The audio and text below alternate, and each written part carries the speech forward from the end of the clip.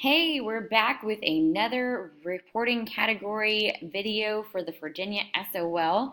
This is RC2 and it's focusing in on classical civilizations, which is standard 5, 6, and 7. The very first topic we're going to tackle is ancient Greece, which goes along with standard 5. So here's a map of ancient Greece. There's a couple of important things that you need to pay attention to. One is the location of Athens and Sparta. Athens is closer to continental Europe than Sparta is. It is on the Peloponnesus Peninsula, which is how we end up with the Peloponnesian War. It's also located on the Mediterranean. However, the ocean area that is in between Greece and what is will become the Byzantine Empire is the Aegean Sea. You also have it paying attention here to Troy, the connection between Greece and the Black Sea in the continent of Asia Minor. So as a whole, Greece is a polytheistic area. They believe in the Greek gods and goddesses like Aphrodite, Apollo, Zeus, and they use these gods to provide them with explanations of natural phenomenon, aka like the weather and things that are happening here on Earth.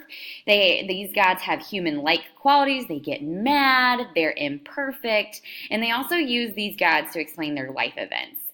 These gods and goddesses are going to be used in Western literature, art, and architecture for many, many years to come. What we really mean by this is like you're going to see them kind of have a resurgence in the Renaissance and in a lot of modern day things. Athens is one of the city-states that starts to develop in Greece. Athens is known for having a direct democracy, which was started during the era of Pericles, who is the father of democracy.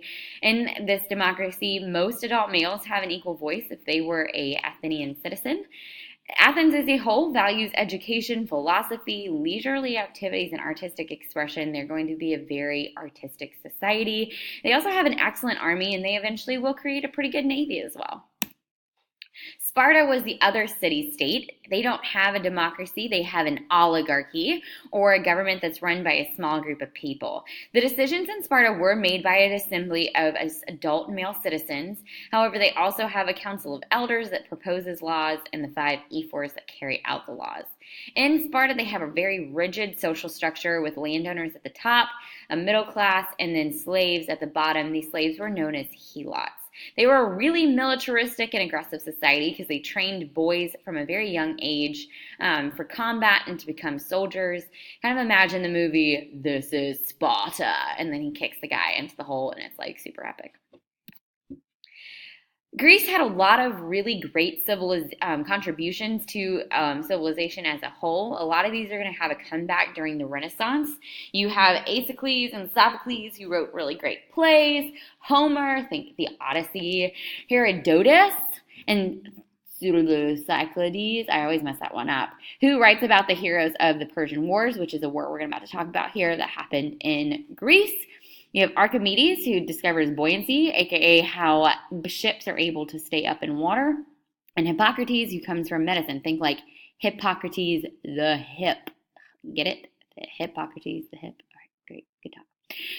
Phidias is known as a sculptor in ancient Greece. Architecture is the columns. You got the Doric, the Ionic, and the Corinthians that are based in different parts of Greece.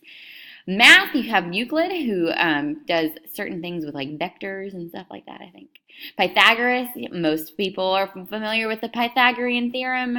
A equals B plus C, or whatever it is that triangle thing.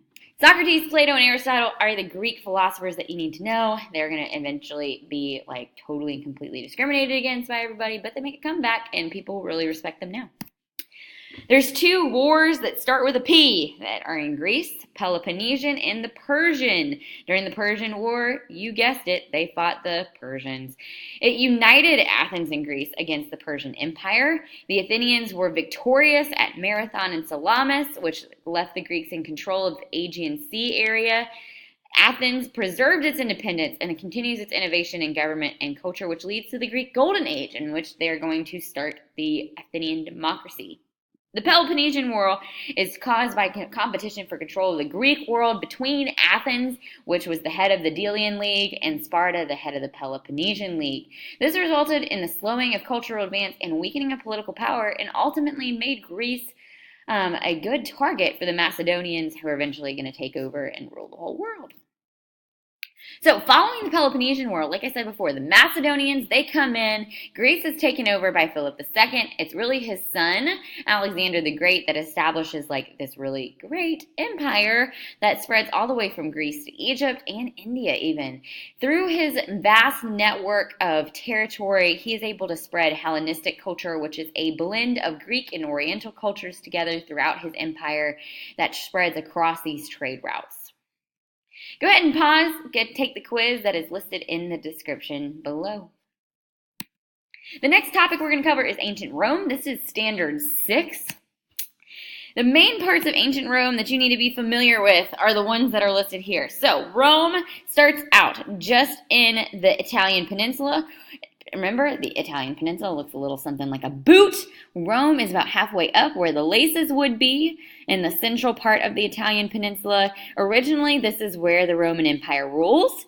Then the Roman Empire is able to spread all the way through North Africa into parts of Greece and Spain. This is under Julius Caesar. And then eventually the Roman Empire reaches its peak and it's able to spread all throughout most of Europe, North Africa included, and Italy as a whole.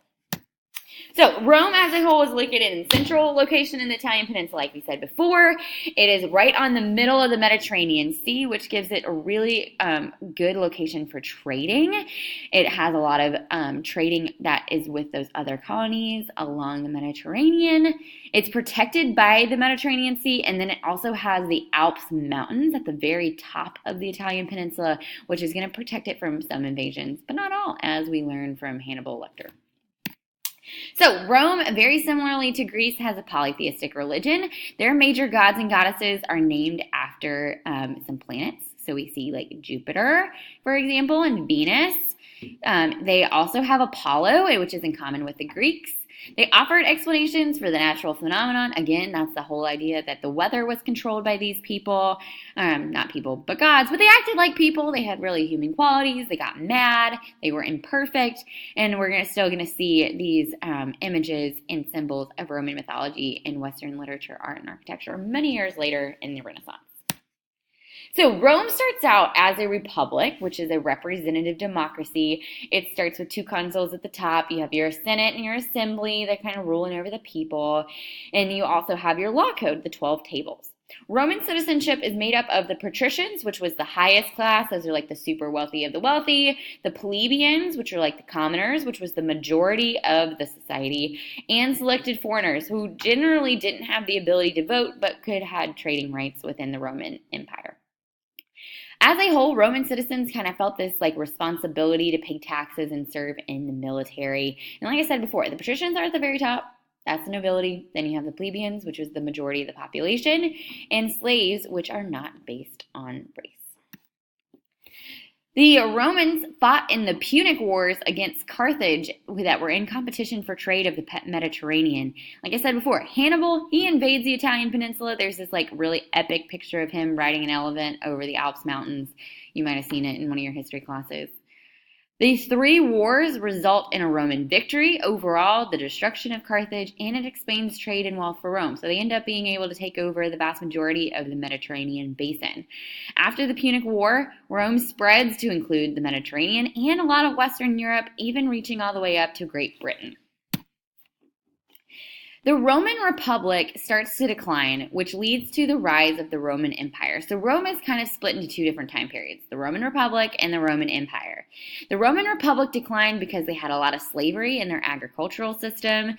There was a lot of unemployment amongst small farmers when they moved to the cities, and they were like really upset with life. And so they started the Civil War because they couldn't decide who was going to be in power. And also there was inflation of the Roman currency, which kind of led to Rome's money kind of falling apart. So they create the first triumvirate, which kind of leads to 3 different rulers being in power. Julius Caesar, however, doesn't like this, and he tries to take all of the power for himself. He claims that he is the people's people, and so he ends up being assassinated.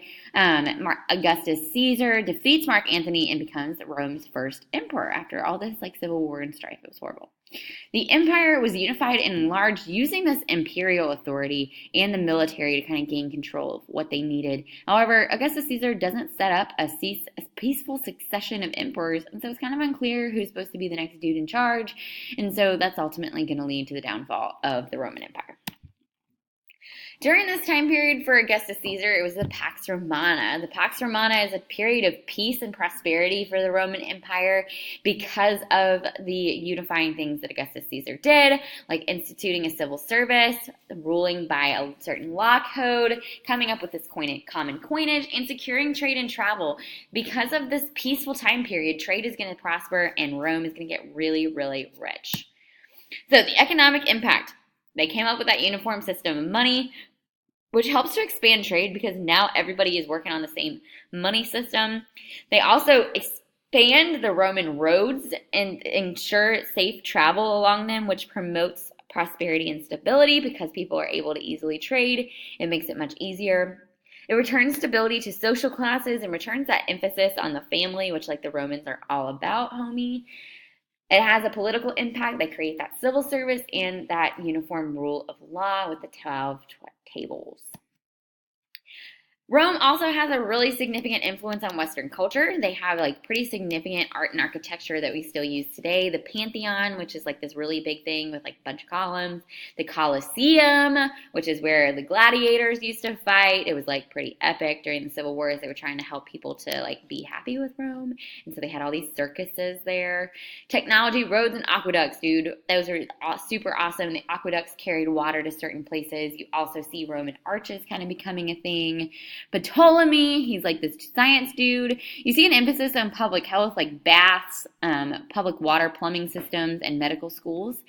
The language of Italy was Latin. This becomes the root of Romance languages like Spanish and German. I don't know if it's German. German doesn't sound very romantic. Virgil also wrote a story called the Aeneid, which kind of mirrors the Odyssey of ancient Greece. They believed in the Roman mythology there, that kind of polytheistic religion, but they also see the adoption of Christianity with Constantine. The rule of law that they go by, which is from the 12 tables and super important in American law today, is this idea of innocent until proven guilty. Last one we're going to talk about is the development of Christianity, which is Standard 7. It has its roots in Judaism, which is led by Jesus of Nazareth. He claims that he's the Messiah, aka the Son of God.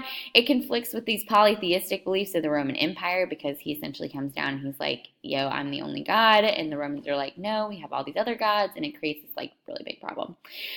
Christianity is a monotheistic religion, meaning that they believe in one God. They believe that Jesus is the Son and the incarnation of God, one and the same. They believe that he had life after death, the resurrection of Christ, etc., etc., etc. They also focus in on the New Testament, which is a lot of the accounts of the early churches that were following the apostles, including Paul. The Christian doctrine is established by the early church councils, again, that are set up by those apostles. It's a really popular message because it appeals to all people, and so people really like Christianity. As the Roman Empire declines in the West, though, the church grows in its importance, its membership, and influence, especially after Constantine converts to Christianity, and he makes it legal. He also makes Christianity the official state religion in the Roman Empire, which kind of brings Christianity to fame. The church ends up becoming the source of moral authority, kind of rules on what people should and should not do. Overall, the loyalty of the church becomes more important than the loyalty of the emperor. And it becomes the main unifying force of Western Europe, which is kind of going to lead us into the Middle Ages. Go ahead and take the third quiz that is down there in the description. Thank you for joining me for this video, and we'll see you soon.